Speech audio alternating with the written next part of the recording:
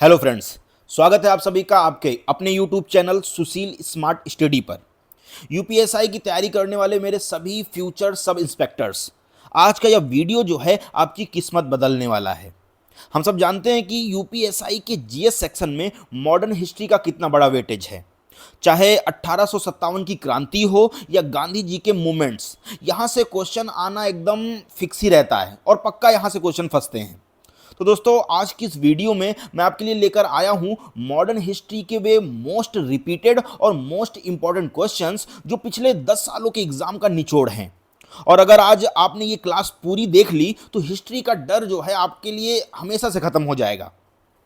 दोस्तों, पर क्वेश्चन शुरू करने से पहले जो है मैं आपसे कुछ कहना चाहता हूं। मैं जानता हूं कि आप में से बहुत से ऐसे लोग हैं जो दिन रात एक कर रहे हैं। कभी लाइब्रेरी की उस पुरानी कुर्सी पर बैठ बैठ के अपनी कमर तोड़ना, या कभी घर की रिस्पॉन्सिबिलिटीज का बोझ जो है अपने कंधों पर महसूस करना। और पड़ोसी पूछते होंगे कि बेटा और कितना टाइम लगेगा, और रिश्तेदार ताने देते होंगे। पर दोस्तों, याद रखना, आप सिर्फ एक एग्जाम की तैयारी नहीं कर रहे हो, आप अपने पेरेंट्स के उन सपनों की तैयारी कर रहे हो जो उनकी आंखों में बरसों से सजे हैं। और उन्होंने अपनी पूरी लाइफ जो है खपा दी है आपकी इस आपको काबिल बनाने में।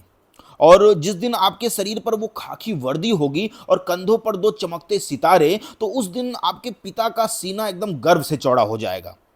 तो वक्त थोड़ा मुश्किल है, पर हार मत मानना।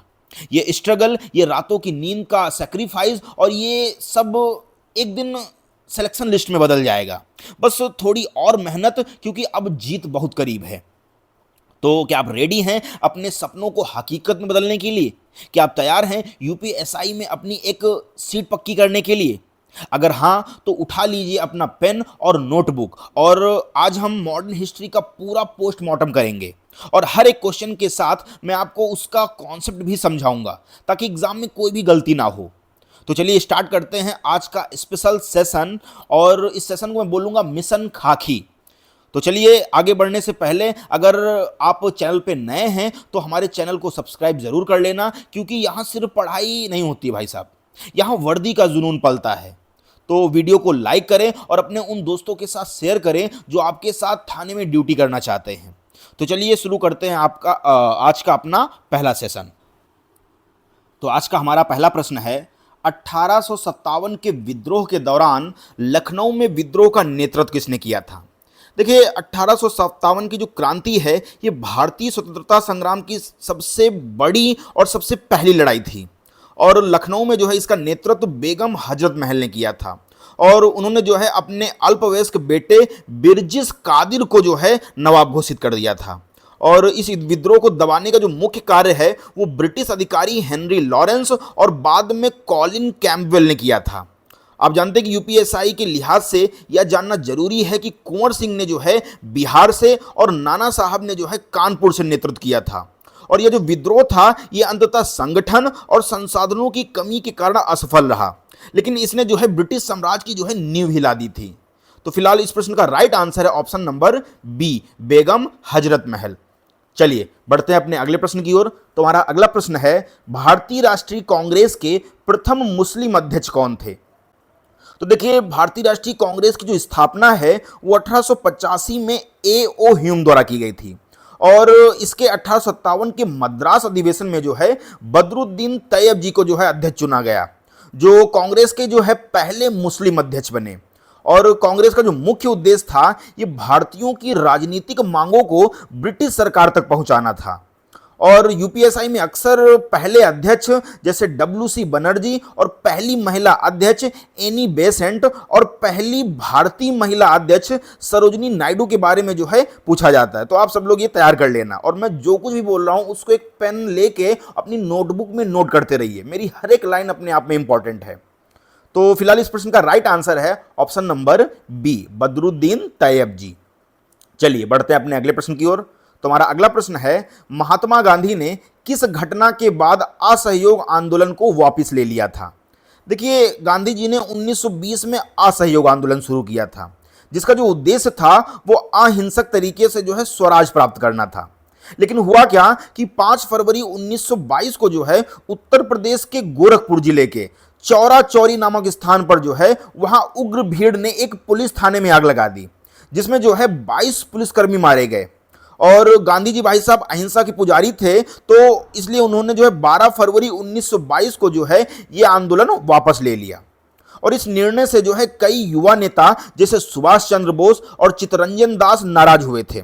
और ये जो घटना है ये भारतीय इतिहास में अहिंसा बनाम हिंसा के विमर्श का मुख्य केंद्र रहा है। तो फिलहाल इस प्रश्न का राइट आंसर है option number B, Chaura Chauri कांड।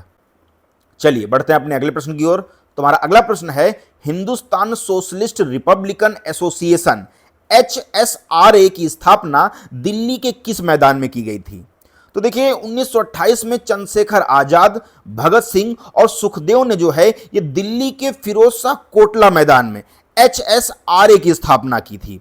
और इससे जो है पहले इसका जो नाम था वो HRA या हिंदुस्तान रिपब्लिक एसोसिएशन था, जिसकी स्थापना जो है 1924 में कानपुर में हुई थी।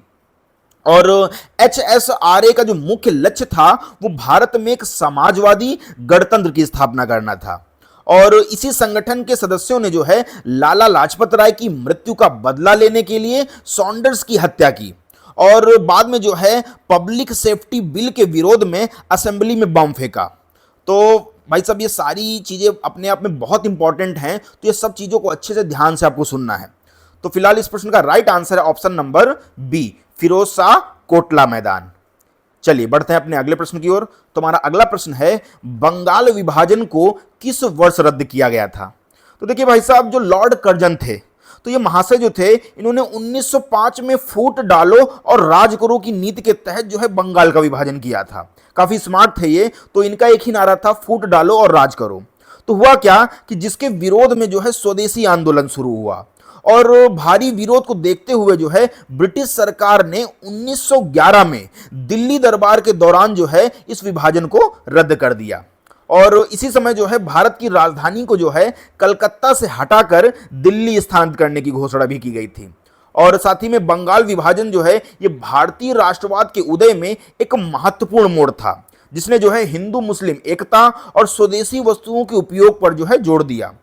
तो फिलहाल इस प्रश्न का राइट आंसर है ऑप्शन नंबर सी, 1911। चलिए बढ़ते हैं अपने अगले प्रश्न की ओर। तुम्हारा अगला प्रश्न है, सत्यशोधक समाज की स्थापना 1873 में किसके द्वारा की गई थी?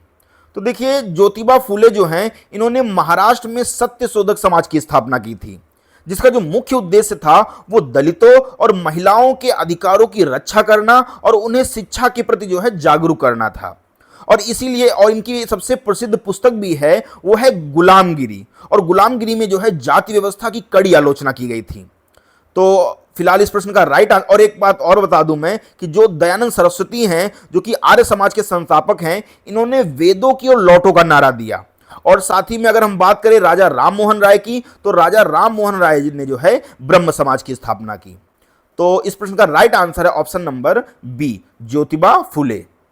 चलिए बढ़ते हैं अपने अगले प्रश्न की ओर। तुम्हारा अगला प्रश्न है, भारत छोड़ो आंदोलन के दौरान महात्मा गांधी ने कौन सा प्रसिद्ध नारा दिया था? तो 8 अगस्त 1942 को बॉम्बे के ग्वालिया टैंक मैदान से गांधी जी ने जो है अंग्रेजों भारत छोड़ो का आह्वान किया और भारतीयों को करो या मरो का मंत्र दिया। और ये जो आंदोलन था यह बिना किसी बड़े नेता के चला, क्योंकि ब्रिटिश सरकार ने जो है ऑपरेशन जीरो आवर के तहत सभी मुख्य नेताओं को गिरफ्तार कर लिया था। और इसी दौरान जो है यूपी के बलिया में चित्तू पांडे जो थे, एक व्यक्ति हैं चित्तू पांडे, इन्होंने एक समानांतर सरकार बनाई थी।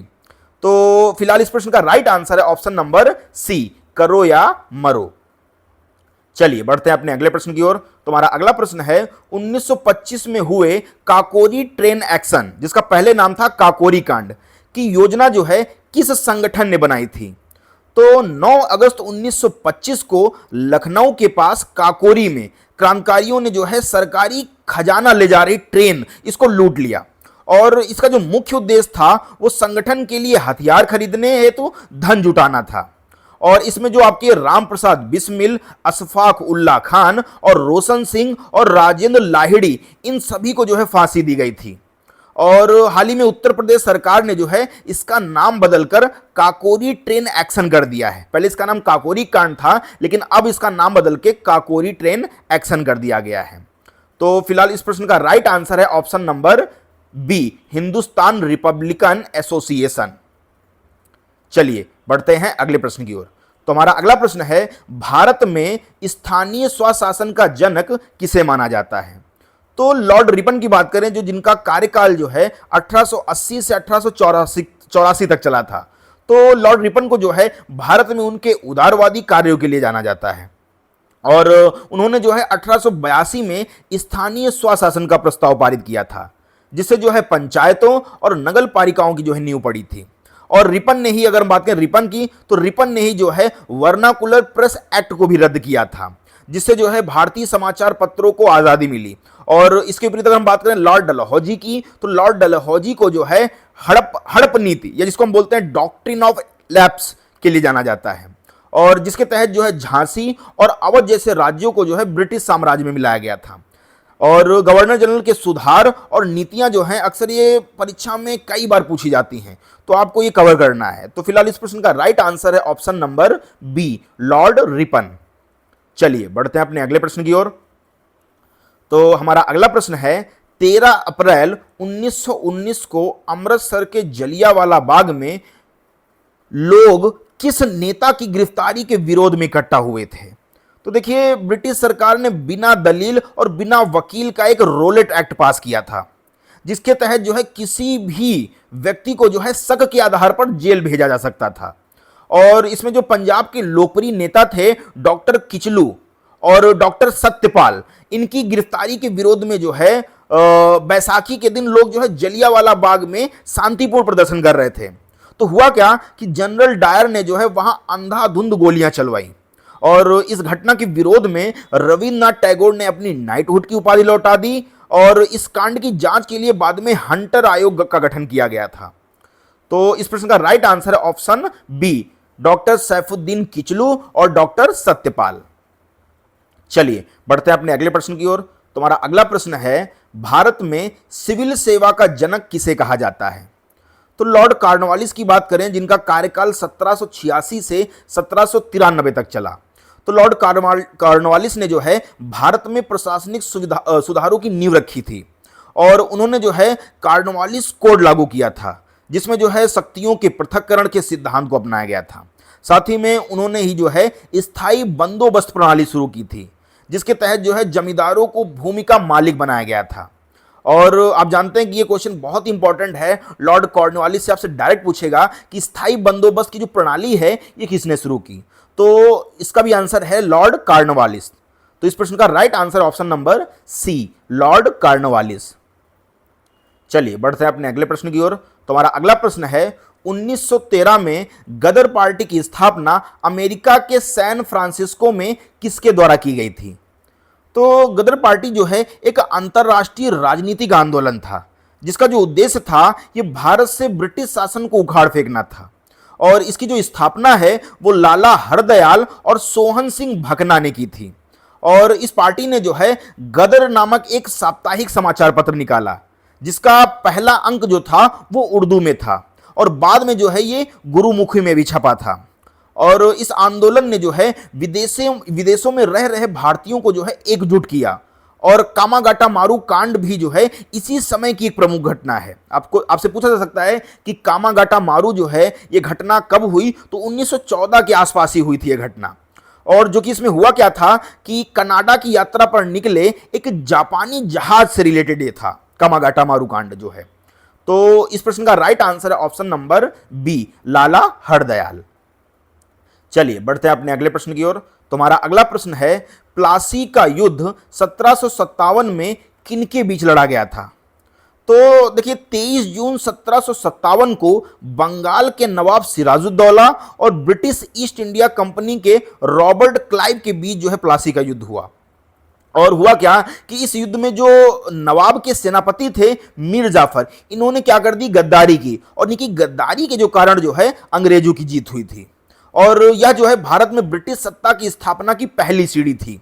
और इसके बाद जो है आपका 1764 में बक्सर का युद्ध हुआ, जिसने जो है भारत पर अंग्रेजों का वास्तविक नियंत्रण स्थापित कर दिया। तो फिलहाल इस प्रश्न का राइट आंसर है ऑप्शन नंबर ए, सिराजुद्दौला और आपका रॉबर्ट क्लाइव। चलिए बढ़ते हैं अपने अगले प्रश्न की ओर। तुम्हारा अगला प्रश्न है, साइमन कमीशन भारत किस वर्ष आया था?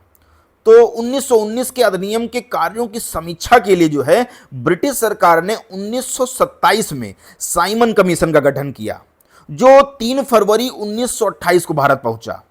और इसका जो है बहुत कड़ा विरोध हुआ, क्योंकि इसमें एक भी भारतीय सदस्य नहीं था, इसलिए इसे जो है व्हाइट कमीशन भी कहा जाता है। और साइमन गो बैक के नारों के बीच जो है लाहौर में विरोध प्रदर्शन के दौरान लाला लाजपत राय पर लाठियां बरसाई गई, जिससे जो है कुछ समय बाद उनकी मृत्यु भी हो गई। और इस विरोध ने जो है क्रांतिकारियों को फिर से सक्रिय कर दिया, और भगत सिंह जैसे नेताओं ने सॉन्डर्स की हत्या कर इसका बदला लिया था। तो इस प्रश्न का राइट आंसर है ऑप्शन नंबर बी, 1928। चलिए बढ़ते हैं अपने अगले प्रश्न की ओर। तुम्हारा अगला प्रश्न है, किस एकमात्र गोलमेज सम्मेलन में महात्मा गांधी ने कांग्रेस के प्रतिनिधि के रूप में भाग लिया था? तो 5 मार्च 1931 को गांधी इरविन समझौते के बाद जो है गांधी जी ने सविनय अवज्ञा आंदोलन को स्थगित करके लंदन में आयोजित दूसरे गोलमेज सम्मेलन में भाग लेने गए। और हालांकि वहां जो है सांप्रदायिक निर्वाचन के मुद्दों पर कोई समाधान नहीं निकला, और वे खाली हाथ जो है वापस लौट आए। और भीमराव अंबेडकर जो हैं ये एकमात्र ऐसे नेता थे जिन्होंने तीनों गोलमेज सम्मेलनों में भाग लिया था।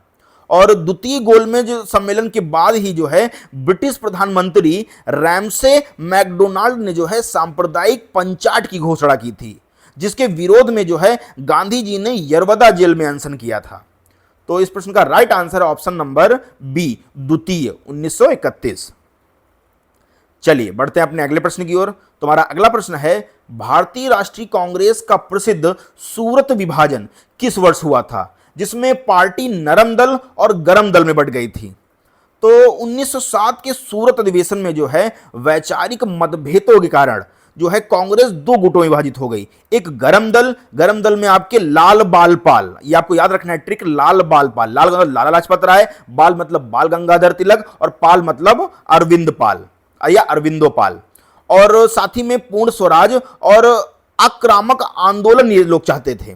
जबकि नरम दल की बात करें तो नरम दल जो है ये संवैधानिक सुधारों में विश्वास रखते थे। और इस अधिवेशन की जो अध्यक्षता है वो रास बिहारी घोष ने की थी। बाद में 1916 के लखनऊ अधिवेशन में जो है लखनऊ पैक्ट के माध्यम से ये दोनों दल जो है फिर से एक हुए थे। तो इस प्रश्न का राइट आंसर है ऑप्शन नंबर सी, 1907। चलिए बढ़ते हैं अपने अगले प्रश्न की ओर। तुम्हारा अगला प्रश्न है, किस गवर्नर जनरल ने 1829 में सती प्रथा को अवैध घोषित कर समाप्त कर दिया था?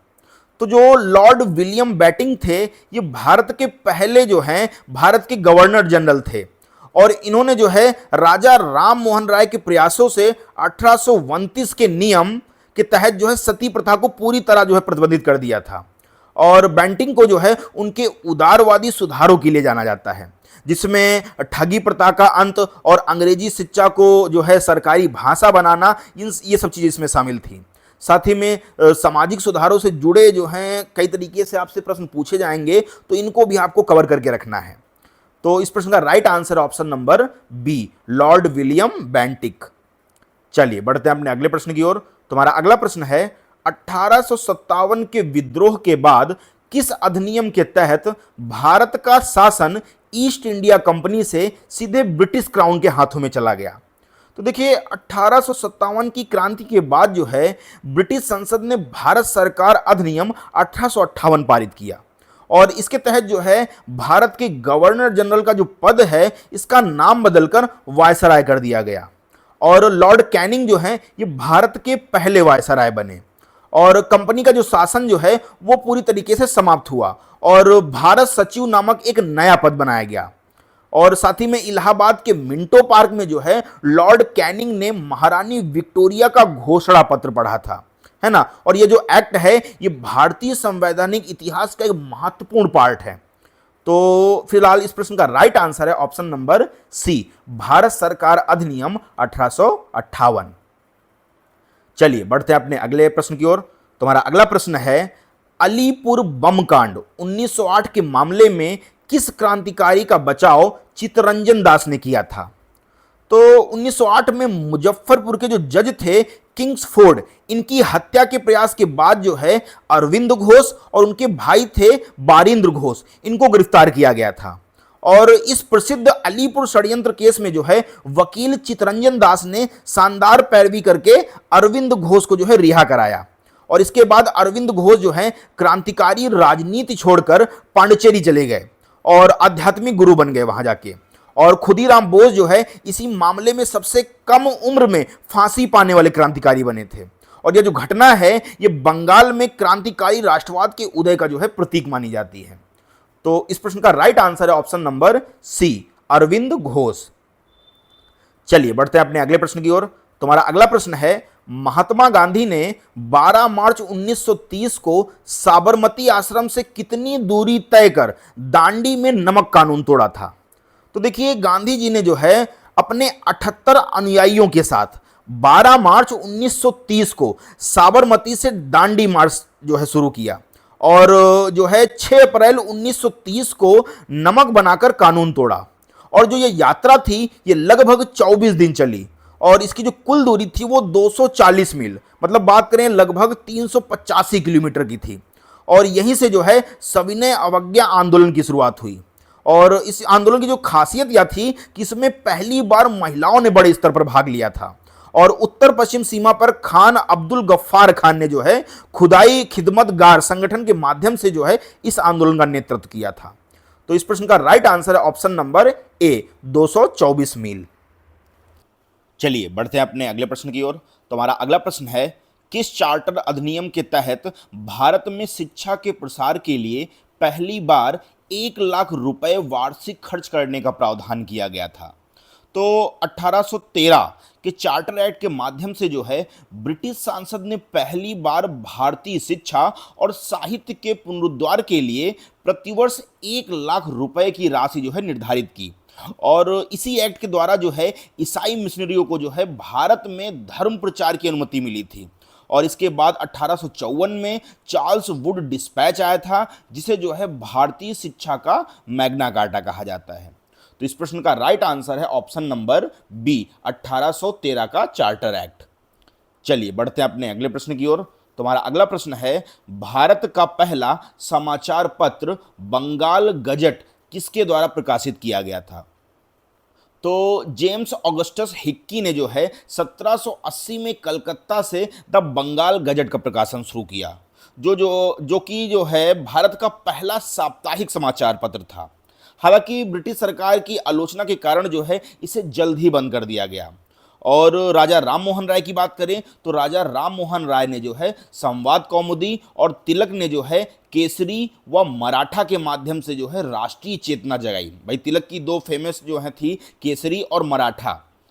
तो इस प्रश्न का राइट आंसर है option number A, James Augustus Hickey. चलिए बढ़ते हैं अपने अगले प्रश्न की ओर। तुम्हारा अगला प्रश्न है, श्रीरंगपट्टनम की संधि किस युद्ध के परिणाम स्वरूप हुई थी?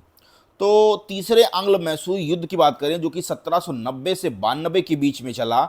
तो इस तीसरे आंग्ल मैसूर युद्ध के अंत में जो है टीपू सुल्तान और अंग्रेजों, जिसमें मेनली लॉर्ड कॉर्नवालिस, इनके बीच जो है श्रीरंगपट्टनम की संधि हुई। इसके तहत जो है टीपू को अपना आधा राज्य अंग्रेजों को और उनके सहयोगियों को देना पड़ा। साथ ही में 1799 में जो है चौथे आंग्ल मैसूर युद्ध के दौरान टीपू सुल्तान जो है अपनी राजधानी श्रीरंगपट्टनम की रक्षा करते हुए उनको जो है वीर गति प्राप्त हुई थी। और टीपू सुल्तान को जो है मैसूर का शेर कहा जाता है। जबकि और अब बात करें अगर हम टीपू सुल्तान की, तो उन्होंने जो है जैकोबिन क्लब की सदस्यता ली थी, जो कि फ्रांसीसी क्रांति से प्रभावित था। तो इस प्रश्न का राइट आंसर है ऑप्शन नंबर सी, तृतीय आंग्ल मैसूर युद्ध। चलिए बढ़ते हैं अब अगले प्रश्न की ओर। तुम्हारा अगला प्रश्न है, कामागाटा मारू क्या था जो 1914 में चर्चा में रहा? देखिए कामागाटा मारू जो है एक जापानी भाप से चलने वाला जहाज था, है ना, जिसे बाबा गुरदीप सिंह ने जो है किराए पर लिया था। और वे जो है 376 भारतीय यात्रियों, जिनमें मुख्य रूप से सिख और पंजाबी मुस्लिम, इनको लेकर जो है वो कनाडा के वैंकूवर जा रहे थे भाई साहब, है ना। और कनाडा सरकार ने जो है उन्हें प्रवेश देने से मना कर दिया और जहाज जो है वो वापस कलकत्ता के बजबज बंदरगाह पे लौटा। वहां जो है यात्रियों और पुलिस के बीच जो है काफी संघर्ष हुआ जिसमें कई लोग मारे गए और इसी घटना ने जो है विदेशों में रह रहे भारतीयों के बीच ब्रिटिश विरोधी भावनाओं को तीव्र कर दिया और गदर पार्टी के आंदोलन को मजबूती दी। तो यही था आपका कामागाटा मारू। तो इस प्रश्न का राइट आंसर है ऑप्शन नंबर बी, एक जहाज, जापानी समुद्री जहाज।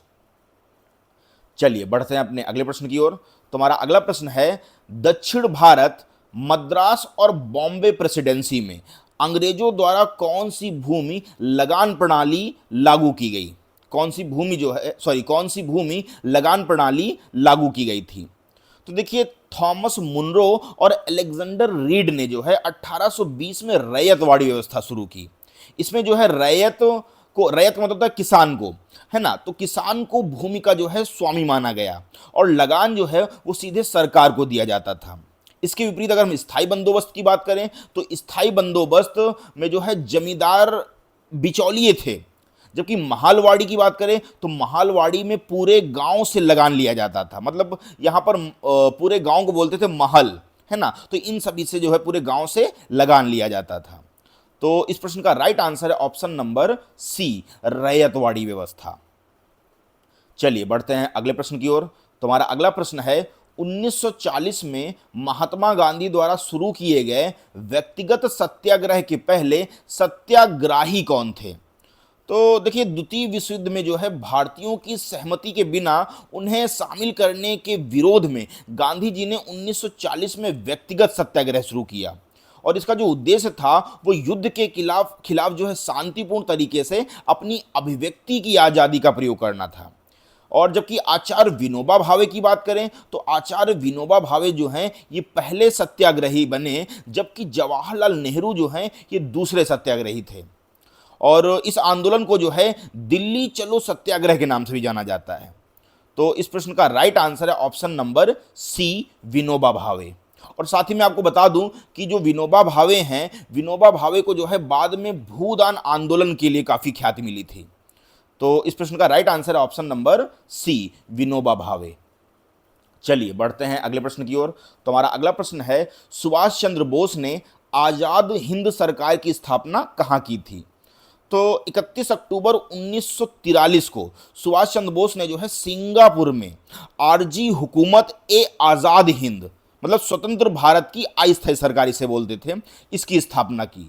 और उन्होंने जो है यहीं से प्रसिद्ध नारा दिया, दिल्ली चलो और तुम मुझे खून दो मैं तुम्हें आज़ादी दूंगा।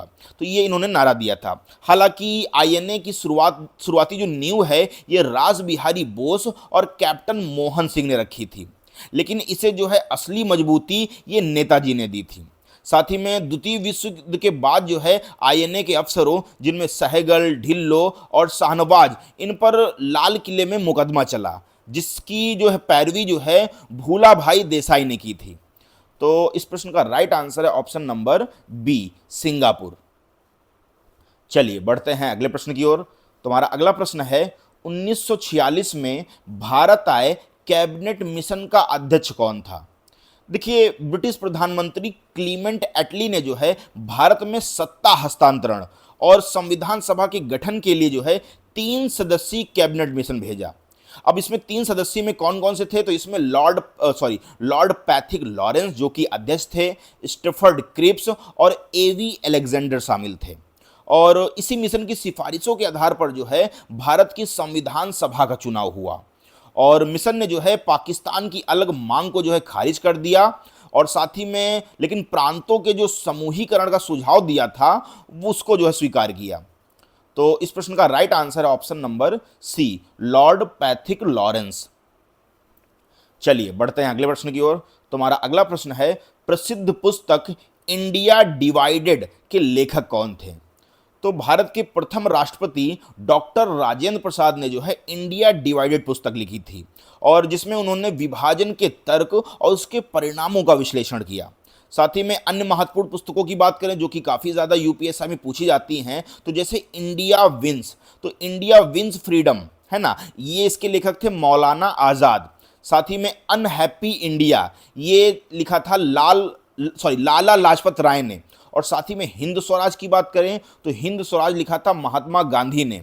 और डिस्कवरी ऑफ इंडिया की बात करें तो ये लिखा था जवाहरलाल नेहरू ने। तो इन पुस्तकों ने जो है स्वतंत्रता आंदोलन के दौरान जो है वैचारिक आधार प्रदान किया और जनता को जागरूक करने का काम किया था। तो इस प्रश्न का राइट आंसर है option number B, doctor Rajendra Prasad. चलिए बढ़ते हैं अगले प्रश्न की ओर। तुम्हारा अगला प्रश्न है 3 जून योजना को किस अन्य नाम से जाना जाता है? तो लॉर्ड माउंटबेटन ने जो है 3 जून 1947 को भारत के विभाजन और स्वतंत्रता की रूपरेखा प्रस्तुत की, जिसे जो है माउंटबेटन योजना कहा जाता है। और इसी योजना के आधार पर ब्रिटिश संसद में भारतीय स्वतंत्रता अधिनियम 1947 पारित किया गया। साथ ही में इसके तहत जो है भारत और पाकिस्तान 2 अलग डोमिनियन बनाए गए और विभाजन के लिए जो है सीमाओं का निर्धारण सर रेडक्लिफ की अध्यक्षता वाले आयोग ने किया था। और माउंटबेटन जो हैं ये स्वतंत्र भारत के पहले और सी राजगोपालाचारी जो है ये पहले व अंतिम भारतीय गवर्नर जनरल बने। तो इस प्रश्न का राइट आंसर है ऑप्शन नंबर बी, माउंटबेटन योजना। चलिए बढ़ते हैं अगले प्रश्न की ओर। तुम्हारा अगला प्रश्न है स्वराज मेरा जन्मसिद्ध अधिकार है और मैं इसे लेकर रहूंगा, यह प्रसिद्ध नारा किसने दिया था? तो बाल गंगाधर तिलक, जिन्हें लोकमान्य भी कहा जाता है, उन्होंने जो है 1916 में होम रूल लीग आंदोलन के दौरान जो है यह नारा दिया था। और तिलक ने जो है जनता में राष्ट्रवाद जगाने और साथ ही में गणपति उत्सव और शिवाजी उत्सव की शुरुआत की थी। और उन्होंने जो है केसरी जो कि मराठी भाषा में और मराठा जो कि अंग्रेजी भाषा में ये समाचार पत्रों का संपादन भी किया था। और ये जो थे कांग्रेस के गर्म दल के सबसे प्रमुख नेता थे। तो इस प्रश्न का राइट आंसर है ऑप्शन नंबर बी, बाल गंगाधर तिलक। चलिए बढ़ते हैं अगले प्रश्न की ओर। तुम्हारा अगला प्रश्न है अभिनव भारत नामक गुप्त क्रांतिकारी संगठन की स्थापना किसने की थी? तो 1904 में विनायक दामोदर सावरकर मतलब वीडी सावरकर और उनके भाई जो थे गणेश सावरकर, इन्होंने जो है अभिनव भारत की स्थापना की थी। और यह जो है पहले मित्र मेला के नाम से शुरू हुआ था, जो कि 1899 में शुरू हुआ था। और यह जो संगठन है सशस्त्र क्रांति के माध्यम से अंग्रेजों को भारत से बाहर निकालने में विश्वास रखता था। और सावरकर ने ही जो है 1857 के विद्रोह को भारत का प्रथम स्वतंत्रता संग्राम कहा था। और वे जो है अपनी पुस्तक the Indian war of independence 1857 के लिए जो है बहुत प्रसिद्ध हुए, जिसे जो है अंग्रेजों ने प्रतिबंधित कर दिया था बाद में। तो इस प्रश्न का राइट आंसर है option number B, VD Savarkar. चलिए बढ़ते हैं अगले प्रश्न की ओर। तुम्हारा अगला प्रश्न है राजा राम मोहन राय ने किस संस्था की स्थापना की थी जिसे बाद में ब्रह्म समाज के नाम से जाना गया? तो राजा राम मोहन राय ने जो है 1815 में आत्मीय सभा की स्थापना की थी, जो कि बाद में 1828 में ब्रह्म समाज बनी। और इन्हें जो है भारतीय पुनर्जागरण का जनक और आधुनिक भारत का निर्माता कहा जाता है। साथ ही में इन्होंने मूर्ति पूजा, जातिवाद और सती प्रथा जैसी कुरीतियों का विरोध किया। और इन्होंने जो है मिरात उल अखबार जो कि फारसी भाषा में और संवाद कौमुदी जो कि बांग्ली भाषा में जो है ये पत्र निकाले। और साथ ही में मुगल सम्राट अकबर द्वितीय ने जो है इन्हें राजा की उपाधि दी थी। तो इस प्रश्न का राइट आंसर है ऑप्शन नंबर बी, आत्मीय सभा। चलिए बढ़ते हैं अगले प्रश्न की ओर। तो हमारा अगला प्रश्न है मुस्लिम लीग की स्थापना 1906 में कहाँ की गई थी? तो 30 दिसंबर 1906 को जो है ढाका के नवाब सलीमुल्लाह खां के नेतृत्व में जो है ऑल इंडिया मुस्लिम लीग की स्थापना हुई। और इसके जो पहले अध्यक्ष हुए वो थे आगा खां थे। और लीग का जो मुख्य उद्देश्य था वो मुसलमानों के राजनीतिक अधिकारों की रक्षा करना था। साथ ही में 1940 के लाहौर अधिवेशन में मुस्लिम लीग ने औपचारिक रूप से एक अलग देश पाकिस्तान की मांग का प्रस्ताव पारित किया। तो इस प्रश्न का राइट आंसर, और कोई मैं बता दूं कि जो मोहम्मद अली जिन्ना हैं ये शुरू में कांग्रेस में थे, लेकिन बाद में जो है ये लीग के सबसे बड़े नेता भी बने थे। तो इस प्रश्न का राइट आंसर है ऑप्शन नंबर बी, ढाका। चलिए बढ़ते हैं अगले प्रश्न की ओर। तुम्हारा अगला प्रश्न है महात्मा गांधी का भारत में पहला सफल सत्याग्रह कौन सा था? तो देखिए 1915 में जो है दक्षिण अफ्रीका से लौटने के बाद गांधी जी ने 1917 में बिहार के चंपारण में अपना पहला सत्याग्रह किया। और यह जो है आंदोलन नील की खेती करने वाले किसानों पर थोपी गई तीन कठिया पद्धति। तीन कठिया पद्धति का मतलब होता है भूमि के 3/20 हिस्से पर नील उगाना अनिवार्य। तो ये था आपका तिनकटिया पद्धति, और इसी तिनकटिया पद्धति के विरोध में जो है इन्होंने आंदोलन किया। और इसमें जो है राजकुमार शुक्ल के बुलावे पर जो है गांधी जी यहाँ चंपारण आए थे। और इस आंदोलन की सफलता के बाद ही जो है रविंद्रनाथ टैगोर ने उन्हें महात्मा की उपाधि दी थी। गांधी जी को जो है रविंद्रनाथ टैगोर ने महात्मा की उपाधि दी थी। और इसके तुरंत बाद जो है उन्होंने अहमदाबाद मिल हड़ताल जो है और फिर उसके बाद खेड़ा सत्याग्रह का नेतृत्व किया था। तो इस प्रश्न का राइट आंसर है ऑप्शन नंबर बी, चंपारण सत्याग्रह। चलिए बढ़ते हैं अगले प्रश्न की ओर। तुम्हारा अगला प्रश्न है धन के निष्कासन का सिद्धांत या ड्रेन ऑफ वेल्थ थ्योरी सबसे पहले किसने प्रतिपादित किया था? तो दादा भाई नौरोजी, जिन्हें जो है grand old man of India कहा जाता है, उन्होंने जो है अपनी पुस्तक poverty and un British rule in India में बताया कि कैसे अंग्रेज जो है ये भारतीय धन को व्यवस्थित रूप से ब्रिटेन ले जा रहे हैं। और उन्होंने जो है इसे अनिष्टों का अनिष्ट मतलब एविल ऑफ ऑल एविल कहा। और साथ ही में इनके अनुसार जो है भारत का कच्चा माल और राजस्व ये ब्रिटेन भेजा जाता था, जिसके बदले जो है भारत को कुछ नहीं मिलता था। और इस सिद्धांत ने जो है भारतीय राष्ट्रवाद को जो है आर्थिक आधार प्रदान किया। तो इस प्रश्न का राइट आंसर होगा ऑप्शन नंबर बी, दादा भाई नौरोजी। चलिए बढ़ते हैं अगले प्रश्न की ओर। तुम्हारा अगला प्रश्न है भारतीय राष्ट्रीय कांग्रेस का पहला अधिवेशन 1885 में कहां आयोजित किया गया था? तो जो कांग्रेस का पहला अधिवेशन है वो 28 दिसंबर 1885 को बंबई के गोकुलदास तेजपाल संस्कृत कॉलेज में हुआ था। और मूल रूप से यह जो है पुणे में होना था, लेकिन वहाँ जो है प्लेग फैलने के कारण, प्लेग जो बीमारी थी वो फैल गई और इसके फैलने के कारण जो है इसका स्थान बदलकर मुंबई कर दिया गया, और सॉरी बम्बई कर दिया गया। अब तो हम मुंबई बोलते हैं, पहले बम्बई बोलते थे इसे। और इसके जो पहले अध्यक्ष थे वो थे व्योमेश चंद्र बनर्जी, मतलब WC बनर्जी थे। और इसमें जो है 72 प्रतिनिधियों ने भाग लिया था। और A.O. ह्यूम जो थे इसके संस्थापक महासचिव थे। और यह संगठन जो है आगे चलकर भारतीय स्वतंत्रता आंदोलन का मुख्य मंच बना। तो इस प्रश्न का राइट आंसर है ऑप्शन नंबर सी, बंबई। चलिए बढ़ते हैं अगले प्रश्न की ओर। तुम्हारा अगला प्रश्न है जलियांवाला बाग हत्याकांड की जांच के लिए ब्रिटिश सरकार ने किस आयोग का गठन किया था? तो 13 अप्रैल 1919 को हुए भीषण नरसंहार के बाद जो है चारों तरफ जो है दबाव के कारण ब्रिटिश सरकार ने लॉर्ड हंटर की अध्यक्षता में एक जांच समिति बनाई। हालांकि इस आयोग ने जो है जनरल डायर के प्रति नरम रुख अपनाया और उसे जो है केवल कर्तव्य की गलत धारणा का दोषी माना। मतलब इनको ज़्यादा कुछ कहा ही नहीं, इतनी बड़ी गलती की लेकिन फिर भी इनको जो है कहा कि ये एक हो गया, गलती से भाई साहब हो गया, इनको गलती से इन्होंने गोली चला दी। और जो है इसके विरोध में मैं बता दूं तो इसके विरोध में कांग्रेस ने अपनी अलग जांच समिति बनाई जिसे जो है तहकीकात कमेटी कहा गया। और इसके जो अध्यक्ष थे वो थे मदन मोहन मालवीय। और इसी घटना के बाद जो है गांधी जी ने अपनी केसर-ए-हिंद की जो है उपाधि वो लौटा दी थी। इसी जलियांवाले बाग कांड के बाद जो है महात्मा गांधी ने अपनी केसर-ए-हिंद की उपाधि लौटा दी थी। तो इस प्रश्न का राइट आंसर है ऑप्शन नंबर बी, हंटर आयोग। चलिए बढ़ते हैं अगले प्रश्न की ओर। तुम्हारा अगला प्रश्न है 1939 में कांग्रेस के अध्यक्ष पद से इस्तीफा देने के बाद सुभाष चंद्र बोस ने किस दल की स्थापना की थी? तो 1939 के त्रिपुरी अधिवेशन में गांधी जी के जो है पसंदीदा उम्मीदवार जो थे वो थे पट्टाभी सीतारामैया। तो इनको हराने के बाद जो है वैचारिक मतभेदों के कारण सुभाष चंद्र बोस ने जो है इस्तीफा दे दिया। और इसके बाद जो है उन्होंने कांग्रेस के भीतर ही फॉरवर्ड ब्लॉक नामक एक वामपंथी गुट की स्थापना की। और नेताजी का जो मानना था कि द्वितीय विश्व युद्ध का फायदा उठाकर अंग्रेजों के खिलाफ सशस्त्र संघर्ष छेड़ देना है।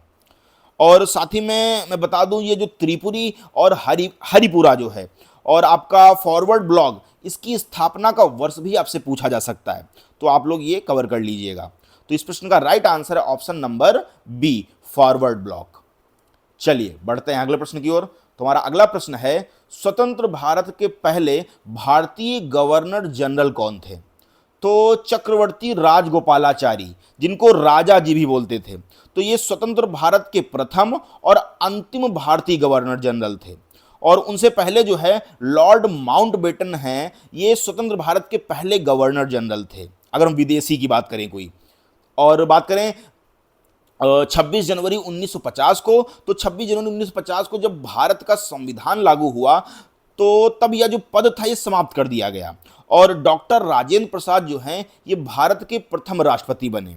साथ ही में राजगोपालाचारी को 1954 में भारत के सर्वोच्च नागरिक सम्मान भारत रत्न से भी नवाजा गया था। तो इस प्रश्न का राइट आंसर है ऑप्शन नंबर सी, राजगोपालाचारी।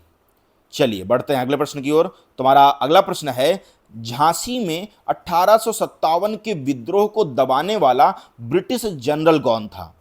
तो रानी लक्ष्मीबाई ने जो है झांसी में विद्रोह का नेतृत्व किया और जनरल ह्यूरोज ने जो है झांसी के किले पर घेराबंदी की और अंततः रानी को जो है युद्ध क्षेत्र में वीरगति प्राप्त हुई। और रानी की जो वीरता से प्रभावित होकर ह्यूरोज ने एक लाइन कही थी, बहुत अच्छी लाइन कही थी कि भारतीय क्रांतिकारियों में यहाँ सोई हुई यह औरत एकमात्र मर्द है। ये बहुत अच्छी लाइन उनके बारे में कहा कि भारतीय क्रांतिकारियों में यहाँ सोई हुई यह औरत जो है एकमात्र मर्द है। तो और साथ में बता दूं कि जो झांसी का विद्रोह है ये हड़प नीति के कारण शुरू हुआ था, क्योंकि अंग्रेजों ने रानी के दत्तक पुत्र दामोदर राव को जो है उत्तराधिकारी बनाने से इनकार कर दिया था। तो इस प्रश्न का राइट आंसर है ऑप्शन नंबर सी, ह्यूरोज। चलिए बढ़ते हैं अगले प्रश्न की ओर। तुम्हारा अगला प्रश्न है, 1923 में स्वराज पार्टी की स्थापना उत्तर प्रदेश के किस शहर में की गई थी? तो असहयोग आंदोलन के अचानक बंद होने से निराश होकर जो चितरंजन दास और मोतीलाल नेहरू, इन्होंने जो है 1923 में इलाहाबाद के आनंद भवन में स्वराज पार्टी का जो है गठन किया। और इनका जो उद्देश्य था वो था चुनावों में भाग लेकर विधानमंडलों के भीतर जाकर ब्रिटिश सरकार की नीतियों का विरोध करना था। और सीआर दास जो थे वो इसके अध्यक्ष और मोतीलाल नेहरू जो हैं इसके सचिव थे। और 1955 में जो है विट्ठल भाई पटेल का केंद्रीय विधानसभा का अध्यक्ष चुना जाना था। और साथ ही में इस पार्टी की बड़ी जीत भी हुई। और शायद नेहरू, हाँ जी, मोतीलाल नेहरू इसके सचिव ही थे। तो इस प्रश्न का राइट आंसर है ऑप्शन नंबर सी, इलाहाबाद या प्रयागराज। चलिए बढ़ते हैं अगले प्रश्न की ओर। तुम्हारा अगला प्रश्न है, प्रसिद्ध चौरी चौरा की घटना वर्तमान उत्तर प्रदेश के किस जनपद में हुई थी? तो देखिए, चौरी चौरा की बात करें तो 5 फरवरी 1922 को गोरखपुर के चौरी चौरा में एक हिंसक भीड़ ने जो है पुलिस थाने में आग लगा दी, जिसमें जो है कहा जाता है कि 22 सिपाही जिंदा जल गए। और इस घटना से दुखी होकर गांधी जी ने 12 फरवरी 1922 को असहयोग आंदोलन वापस ले लिया। गांधी जी ने कहा था कि भारत अभी अहिंसा के लिए तैयार नहीं है। और यूपी की कानून व्यवस्था से जुड़ी ऐतिहासिक घटनाएं जो हैं ये कहीं ना कहीं एग्जाम में पूछी जा सकती है, क्योंकि ये यूपी पुलिस का एग्जाम है, तो आपको यूपी से रिलेटेड तो चीज़ें कवर करके जानी ही हैं। तो फिलहाल इस प्रश्न का राइट आंसर है ऑप्शन नंबर बी, गोरखपुर। चलिए बढ़ते हैं अगले प्रश्न की ओर। तुम्हारा अगला प्रश्न है, काकोरी ट्रेन एक्शन के लिए अशफाक उल्ला खां को उत्तर प्रदेश की किस जेल में फांसी दी गई थी? तो काकोरी कांड के क्रांतिकारियों को जो है अलग अलग जेलों में फांसी दी गई थी। अशफाक उल्ला खान की बात करें तो अशफाक उल्ला खान को फैजाबाद जेल में, जबकि राम प्रसाद बिस्मिल को बात करें तो इनको गोरखपुर जेल में, और रोशन सिंह को जो है इलाहाबाद या नैनी जेल में, और साथ ही में राजेंद्र लाहिड़ी को जो है गोंडा जेल में फांसी दी गई थी। और अशफाक उल्ला खान जो हैं ये पहले ऐसे मुस्लिम क्रांतिकारी थे जो हंसते हंसते देश के लिए फांसी चढ़ गए। तो इस प्रश्न का राइट आंसर है option number B, Faizabad, Ayodhya. चलिए बढ़ते हैं अगले प्रश्न की ओर। तुम्हारा अगला प्रश्न है, उत्तर प्रदेश को ब्रिटिश शासन के दौरान किस वर्ष संयुक्त प्रांत नाम दिया गया था? तो आधुनिक उत्तर प्रदेश का प्रशासनिक इतिहास की अगर हम बात करें तो काफ़ी विविध रहा है। 1836 में जो है इसे उत्तर पश्चिम प्रांत कहा गया, जबकि 1902 में जो है इसका नाम आगरा और अवध का संयुक्त प्रांत कर दिया गया था। और 1937 की बात करें तो 1937 में इसे केवल संयुक्त प्रांत नाम दिया गया था। जबकि स्वतंत्रता के बाद 24 जनवरी 1950 को जो है इसका नाम बदलकर उत्तर प्रदेश किया गया। चूंकि आप यूपी पुलिस की परीक्षा भाई देने जा रहे हैं तो इसलिए उत्तर प्रदेश की प्रशासनिक नामांकन और उसके विकास से जुड़े जितने भी तथ्य हैं वो सब आपको पढ़ के जाने हैं। तो इस प्रश्न का राइट आंसर होगा ऑप्शन नंबर सी 1937। चलिए बढ़ते हैं अगले प्रश्न की ओर। तुम्हारा अगला प्रश्न है भारतीय राष्ट्रीय कांग्रेस का वह प्रसिद्ध अधिवेशन कहां हुआ जिसमें कांग्रेस और मुस्लिम लीग के बीच समझौता हुआ था। तो देखिए 1916 का जो लखनऊ अधिवेशन है ये जो है ऐतिहासिक था क्योंकि इसमें नरम दल और गरम दल फिर से एक हो गए थे और कांग्रेस व मुस्लिम लीग के बीच जो है राजनीतिक समझौता हुआ। और इस अधिवेशन की जो अध्यक्षता है वो अंबिका चरण मजुमदार ने की थी। और इसी अधिवेशन में राजकुमार शुक्ल ने गांधी जी से मिलकर उन्हें चंपारण आने का निमंत्रण दिया था। और उत्तर प्रदेश में कांग्रेस के कुल 9 अधिवेशन हुए थे मैं बता दूं, जिनमें से लखनऊ और इलाहाबाद वो प्रमुख केंद्र थे। तो इस प्रश्न का राइट आंसर है ऑप्शन नंबर बी लखनऊ 1916। चलिए बढ़ते हैं अगले प्रश्न की ओर। तुम्हारा अगला प्रश्न है भारतीय राष्ट्रीय कांग्रेस की प्रथम भारतीय महिला अध्यक्ष कौन थी जिन्होंने 1925 के कानपुर अधिवेशन की अध्यक्षता की थी। तो देखिए सरोजनी नायडू, जिन्हें भारत कोकिला कहा जाता है, तो इनको जो है 1925 में कानपुर में हुए कांग्रेस अधिवेशन की अध्यक्ष बनी थी ये। और वे जो है कांग्रेस की अध्यक्ष बनने वाली पहली भारतीय महिला थी। ध्यान दें, पहली महिला अध्यक्ष की अगर आपसे बात करें तो वो थी एनी बेसेंट, जो कि आयरिश थी, वो विदेशी थी। लेकिन अगर भारतीय पूछे तो भारतीय महिला थी आपकी सरोजनी नायडू। और सरोजनी नायडू जो हैं ये बाद में स्वतंत्र भारत में उत्तर प्रदेश की पहली महिला राज्यपाल भी बनी। तो इस प्रश्न का राइट आंसर है option number B Sarojini Naidu. चलिए बढ़ते हैं अगले प्रश्न की ओर। तुम्हारा अगला प्रश्न है किस वायसराय ने भारतीय भाषाओं के समाचार पत्रों पर प्रतिबंध लगाने के लिए वर्नाकुलर प्रेस एक्ट पारित किया था। तो जो लॉर्ड लिटन थे, तो लॉर्ड लिटन ने जो है 1878 में वर्नाकुलर प्रेस एक्ट लागू किया, जिसे जो है गैंगिंग एक्ट कहा जाता है या मुंह बंद करने वाला कानून कहा गया। इसका जो उद्देश्य था वो भारतीय भाषाओं के अखबारों, विशेषकर अमृत बाजार पत्रिका, इसको ब्रिटिश सरकार की आलोचना करने से रोकना था। और इस कानून के डर से जो है अमृत बाजार पत्रिका रातों रात बंगाली से अंग्रेजी अखबार बन गई थी। और बाद में 1882 में लॉर्ड रिपन ने इस कानून को रद्द कर दिया। और प्रेस की आज़ादी से जुड़े जितने भी सवाल हैं ये भी आपको पढ़ के जाने, ये मॉडर्न हिस्ट्री के हिसाब से बहुत ही ज़्यादा इंपॉर्टेंट है। तो इस प्रश्न का राइट आंसर है option number B Lord Lytton. चलिए बात करते हैं अगले प्रश्न की। तो हमारा अगला प्रश्न है किस अधिनियम के द्वारा भारत में पहली बार सांप्रदायिक निर्वाचन मंडल की शुरुआत की गई थी। तो 1909 के अधिनियम के तहत मुसलमानों के लिए पृथक निर्वाचन क्षेत्र की व्यवस्था की गई, जिसका जो अर्थ था कि मुस्लिम उम्मीदवारों को केवल मुस्लिम मतदाता ही वोट देंगे। और लॉर्ड मिंटो को जो है सांप्रदायिक निर्वाचन का जनक कहा जाता है। जबकि गांधी जी की बात करें तो गांधी जी ने इसके बारे में कहा था कि मार्ले मिंटो सुधारों ने हमारा सर्वनाश कर दिया है। और यह कानून जो है भारत के भविष्य के विभाजन का बीज माना जाता है। तो इस प्रश्न का राइट आंसर है ऑप्शन नंबर बी 1909 का मार्ले मिंटो सुधार। और आज का हमारा लास्ट और अंतिम प्रश्न है महान क्रांतिकारी चंद्रशेखर आजाद उत्तर प्रदेश के किस शहर में वीरगति को प्राप्त हुए थे। तो 27 फरवरी 1971 को इलाहाबाद के अल्फ्रेड पार्क, और अब इसका नाम जो है चंद्रशेखर आजाद पार्क वैसे है। तो यहाँ पर जो है पुलिस के साथ मुठभेड़ के दौरान जो है जब आजाद के पास अंतिम गोली बची थी, आपने मूवी देखी होगी, तो उन्होंने खुद को गोली मार ली ताकि वे कभी जीवित ना पकड़े जाएं। और वे जो है HRA और HSRA के मुख्य स्तंभ भी थे और काकोरी कांड व सॉन्डर्स हत्या के जो है मुख्य अभियुक्त थे। और इनका संकल्प था कि आज़ाद ही रहें और आज़ाद ही रहेंगे। तो काफ़ी जो है इनकी बातें सुन के, इनकी स्टोरी जो है बहुत ही अच्छी है, तो आप लोग इनकी स्टोरी ज़रूर एक बार पढ़िएगा। और इनकी मूवी तो बहुत ही अच्छी है, तो आपको पूरी कहानी समझ में आ जाएगी। तो फिलहाल इस प्रश्न का राइट आंसर है ऑप्शन नंबर सी, इलाहाबाद या प्रयागराज। तो दोस्तों ये थे मॉडर्न हिस्ट्री के वो चुनिंदा सवाल जो आपके यूपीएसआई के सपनों को सच करने की ताकत रखते हैं। मुझे यकीन है कि आज की इस क्लास के बाद आपका कॉन्फिडेंस लेवल थोड़ा सा ऊपर हो गया होगा। और याद रखिएगा, ये सिर्फ क्वेश्चन नहीं थे, ये आपकी वर्दी तक पहुंचने की सीढ़ियां थी।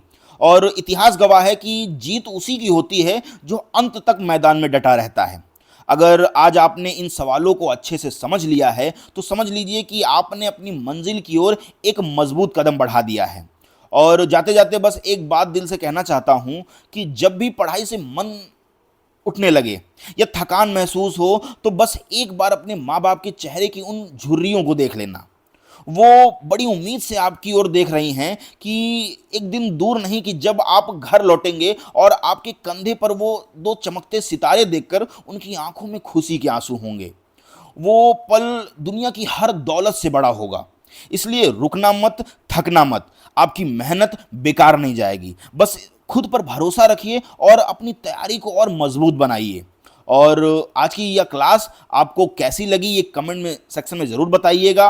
और हाँ, अगर आप चाहते हैं कि मैं इसी तरह की वीडियोस आपके सामने लेके आऊं तो भाई साहब एक बार इस वीडियो को लाइक ज़रूर करना और वीडियो को शेयर ज़रूर करना, और अपने वर्दी वाले यार के साथ शेयर करना तो बिल्कुल मत भूलिएगा। तो मिलते हैं अगली क्लास में एक नए जोश के साथ। तो तब तक के लिए पढ़ते रहिए, लड़ते रहिए। जय हिंद।